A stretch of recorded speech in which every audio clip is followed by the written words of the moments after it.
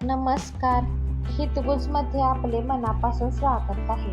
आज आपण भारतीय महाकाव्य म्हणजेच महाभारतात सावित्रीने सत्यवानाला आत्म्याचा मृत्यूचा देव यमापासून कसे वाचवले याच्याविषयी. संस्कृतमध्ये सावित्री उपाख्यान किंवा पतिव्रत महात्म्य पर्व म्हणून महाकाव्यामध्ये एक अंतर्भूत कथा आहे. ती कथा आज आपण सविस्तर जाणून घेणार आहोत. सत्यवान आणि सावित्री हे उपाख्यान आणि पतिव्रत महात्म्य पर्व आहे. हा भारतीय महाकाव्य महाभारतातील वनपर्वतात आलेला एक राजकुमारी सावित्रीची कथा सांगितली आहे, जी आपल्या बुद्धिमत्ता आणि भक्तीच्या जोरावर तिचा पती सत्यवानाच्या अकाली मृत्यूची भविष्यवाणी करणाऱ्या दैवी भविष्यवाणीवर मात करते. हा प्रसंग हिंदू परंपरेतील एक महत्त्वपूर्ण साहित्यिक आणि धार्मिक ग्रंथ आहे, जो नियती, स्वतंत्र इच्छाशक्ती आणि पतिव्रत धर्म या संकल्पनांवर भर देतो. महाभारत 1000हून अधिक दुहेरी श्लोकांचा एक विशाल ग्रंथ असून त्यात मुख्य कथेव्यतिरिक्त असंख्य उपकथा आहेत. त्यापैकी काही एकमेकांमध्ये गुंफलेल्या आहेत. मुख्य कथेत पांडव आणि कौरव या दोन संबंधित राजघराण्यांमधील युद्धाचे वर्णन आहे. सावित्री आणि सत्यवान यांचा प्रसंग, जो संस्कृतमध्ये सावित्री उपाख्यान किंवा पतिव्रत महात्म्य पर्व म्हणून ओळखला जातो, तो महाकाव्याच्या 18 पुस्तकांपैकी तिसरे पुस्तक असलेल्या वनपर्वामध्ये एक अंतर्भूत कथा म्हणून येतो. सावित्री उपाख्यान, जे वनपर्वताच्या 277 ते 283 विभागापर्यंत पसरलेले आहे आणि ते रामोपाख्यानानंतर येते. मुख्य कथानकात 5 पांडव भावांपैकी ज्येष्ठ युधिष्ठिर कौरवांकडून दैत्याच्या एका फसव्या खेळात आपले राज्य गमावतो आणि त्याला त्याचे 4 भाऊ व द्रौपदी यांच्यासह 12 वर्षांसाठी वनवासात जावे लागते. त्यांच्या वनवासादरम्यान कौरवांचा मित्र असलेल्या जयद्रथाकडून द्रौपदीचे अपहरण होते, परंतु राणीपद देऊ केले असताही ती आपल्या 5 पतींप्रती असलेल्या निष्ठेमध्ये अडळ राहते. या घटनेनंतर युधिष्ठिर महर्षी मार्कंडेयांना विचारतो की द्रौपदीच्या निष्ठेइतकी निष्ठा कोणत्या स्त्रीने कधी दाखवली आहे का? यावर मार्कंडेय सावित्रीची कथा सांगतात आणि निष्कर्ष काढतात की द्रौपदी सावित्रीप्रमाणेच पांडवांसाठी भाग्य आहे. सावित्री आणि सत्यवान. अश्वपती. मध्य साम्राज्याचा निपुत्रिक राजा अश्वपती याने 18 वर्षे तपश्चर्या केली आणि ब्रह्मदेवाची पत्नी सावित्रीला प्रसन्न करण्यासाठी 1,00,000 आहुती अर्पण केल्या. प्रसन्न होऊन देवी सावित्री त्याला प्रकट झाली आणि तिने त्याला एक वर निवडण्यास सांगितले. अश्वपतीने आपला वंश पुढे चालवण्यासाठी अनेक पुत्रप्राप्तीचा वर मागितला. तथापि देवीने त्याला सांगितले की त्याला त्याऐवजी एक मुलगी होईल. काही काळानंतर राजाची पहिली राणी मालती गर्भवती झाली आणि तिने एका मुलीला जन्म दिला. देवीच्या सन्मानार्थ तिच्या वडिलांनी तिचे नाव सावित्री ठेवले. सावित्री एक सुंदर स्त्री बनली. तिच्यात इतकी ऊर्जा होते की तिला अनेकदा अप्सरा मानले जात असे. कोणत्याही पुरुषाने तिच्याशी विवाह करण्याची हिंमत केली नाही. एका शुभ दिवशी तिने आदरपूर्वक अभिवादन केल्यावर तिच्या वडिलांनी तिला स्वतःच योग्य गुणाचा पती निवडायला सांगितले. मंत्र्यांसोबत ती आपल्या सुवर्ण रथातून प्रवासाला निघाली आणि तिने अनेक आश्रम व वनांना भेटी दिल्या. मद्रास परतल्यावर सावित्रीला तिचे वडील नारद ऋषींबरोबर बसलेले आढळले. तिने आपल्या वडिलांना सांगितले की तिने शाल्व राजाच्या धृमतसेन नावाच्या अंध राजाचा मुलगा सत्यवान नावाच्या वनवासी राजकुमाराला आपले पती म्हणून निवडलेले आहे. धृमतसेनला एका शत्रूने त्याच्या राज्यातून हाकलून दिले होते आणि तो आपली पत्नी शैवा व मुलासह वनवासी म्हणून वनवासात राहत होता. नारदांचे मत होते की सावित्रीने चुकीची निवड केली आहे.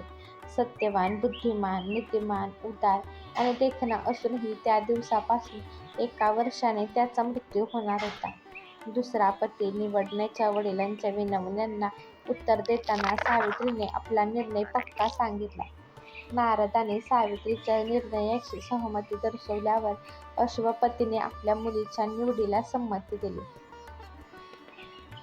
अश्वपती आणि सावित्री धूमसेन आणि सत्यवान यांच्याकडे वनात जाऊन विवाहाचा प्रस्ताव ठेवला, जो त्याने आनंदाने स्वीकारला. सावित्री आणि सत्यवान यांचा विवाह लवकरच झाला. लग्नानंतर लगेच सावित्रीने आपले दागिने टाकून दिले आणि एका ऋषीप्रमाणे झाडाची साल व लाल वस्त्र परिधान केले आणि आपल्या नवीन सासू-सासऱ्यांची व पतीची पूर्ण आज्ञा व आदराने सेवा केली. तिच्या आनंदात असूनही ती नारदांच्या शब्दांचे चिंतन करणे थांबवू शकली नाही. सत्यवानच्या नियोजित मृत्यूच्या 3 दिवस आधी सावित्रीने उपवासाचे व्रत पाळायला सुरुवात केली आणि रात्रंदिवस उभी राहिली. तिच्या सासऱ्यांना काळजी वाटली की तिने खूप कठोर नियम स्वीकारले आहेत, परंतु सावित्रीने उत्तर दिले की तिने ही तपश्चर्या करण्याची शपथ घेतली आहे, ज्यावर धूमसेनाने तिला पाठिंबा दिला. आपल्या पतीच्या नियोजित मृत्यूच्या दिवशी सावित्रीने अग्नीला आहुती देऊन ब्राह्मणांना वंदन करून आपले व्रत पूर्ण केले.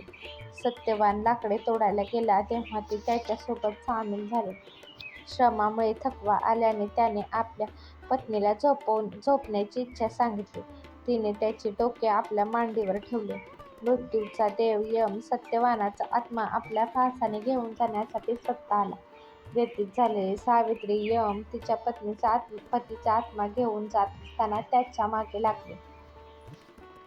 जेव्हा त्याने तिला परत फिरण्यासाठी समजावण्याचा प्रयत्न केला, तेव्हा तिने एकापाठोपाठ एक अनेक उपदेश दिले.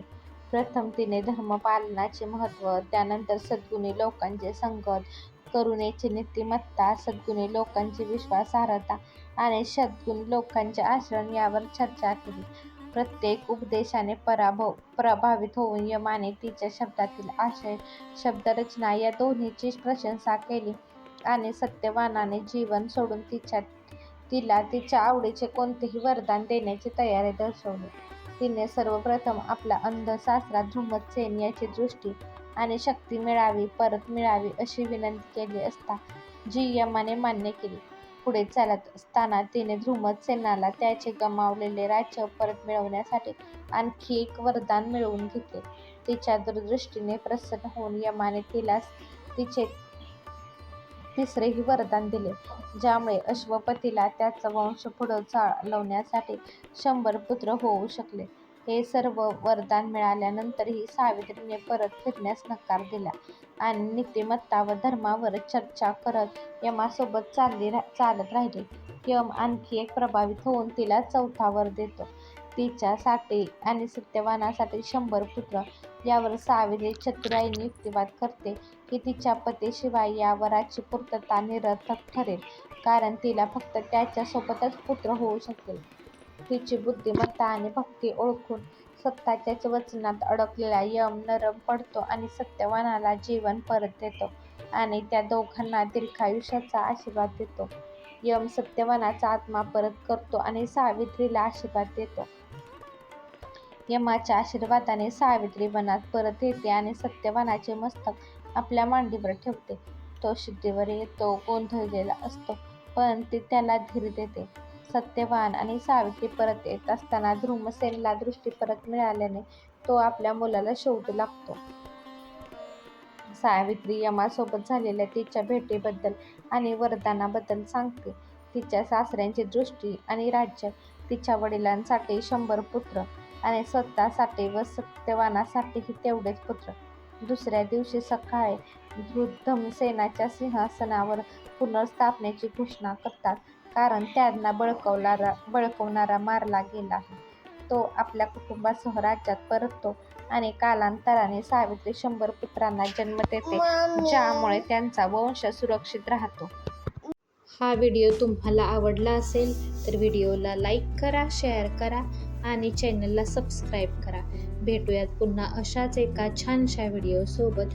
तोपर्यंत धन्यवाद.